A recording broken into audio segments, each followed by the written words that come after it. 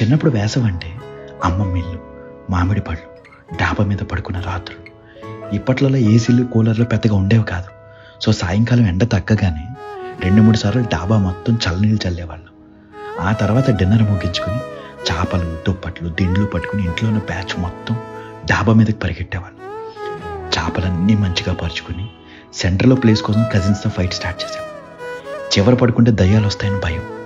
ఇంకా కజిన్స్ అందరం కబుర్లు చెప్పుకుంటూ, అంత్యాక్షరి ఆడుకుంటూ, ఇంకో పక్క తాతయ్య చెప్పే దయ్యాల కథలు వింటూ, దోమలు కొట్టకుండా కాయిల్స్, అందరం పోటీ పడి మరీ లెక్క పెట్టి ఆకాశంలో చోకలు, లెక్క మిస్ అయిపోతే మళ్ళీ మొదటి నుంచి స్టార్ట్ చేయడం.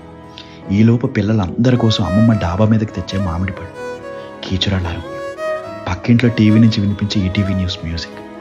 అలా కబుర్లు చెప్పుకుంటూ ఎప్పుడు నిద్రపోయే వాళ్ళో కూడా తెలిసేది కాదు. వర్షం పడితే అన్నీ తీసుకుని కిందకి పరిగెట్టం.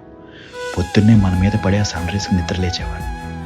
లేచేసరికి పక్షుల అరుపులు ఒక పక్క, దేవుడి పాటలు ఒక పక్క. ఇంకా నెమ్మదిగా లేచి మిగిలిన స్లీప్ కిందకు వచ్చి కంప్లీట్ చేసేవాడు. బ్యూటిఫుల్ డేస్ కదా. ఇప్పుడు ఎన్ని కంఫర్ట్స్ ఉన్నా అప్పుడు అలా మనం వాళ్ళందరితో డాబా మీద కబుర్లు చెప్పుకుంటూ పడుకోవడంలో ఉండే ఆనందం ఎందులోనూ లేదనిపిస్తుంది. మీకు ఇలా డాబా జ్ఞాపకాలు ఉన్నాయా? ఉంటే ఈ వీడియో మీ కజిన్స్తో షేర్ చేసుకుని ఒక్కసారి ఆ రోజులకు వెళ్ళొచ్చేయండి. ఉంటా అండి. ఇట్లో మీరు అలంగ మోయ.